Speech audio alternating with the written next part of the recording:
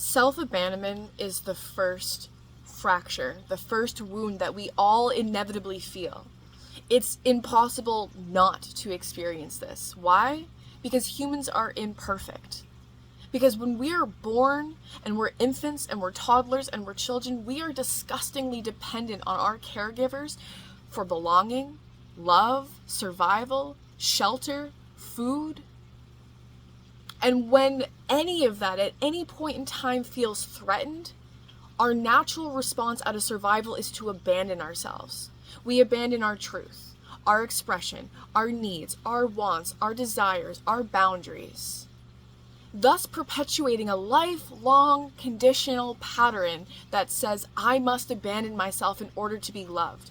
I must abandon myself in order to survive. But it is through this conditioning, this self-abandonment, that has ultimately led to this feeling of separation from source. But the truth is you are never separate from source. But when you are feeling disconnected from self and you're not connected to self, you don't get to feel that connection to source, because your through line to source is through you.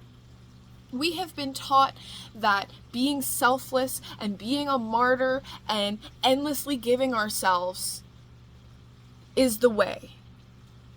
And what I'm proposing is that radical selfishness, being fiercely devoted to yourself, to your needs, your wants, your desires, your boundaries, your truth, and your expression, and I mean fiercely fucking devoted to that you build a level of relationship with yourself and the divine in a way that you can't even imagine.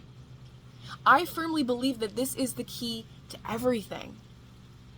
All the suffering, all the pain that we see on the planet is from massive disconnection. Massive disconnection. And the way in which we connect is by connecting to self, opening that channel to source, and allowing that to navigate our lives. Because when you feel profoundly connected to self and source, you cannot do harm to another, because you recognize that it's doing harm to yourself. I really believe that every problem that we experience in our life, the dysregulation, the autoimmune conditions, the illnesses, the diseases, the living out of alignment, is all from self-abandonment.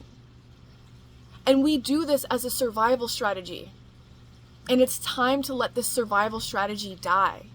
It's time to ruthlessly come back to being devoted to ourselves, to selfishly claiming our needs, our wants, our desires, our boundaries, our truth, and our expression, and radiating that into the world. And as we do, you will be radiating the love of the infinite one creator, source, God, divine.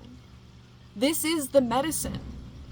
And it's really that simple, is how can every choice and decision you make in your life day to day be that into service of your authentic expression, your truth, your needs, your desires, your boundaries, your wants?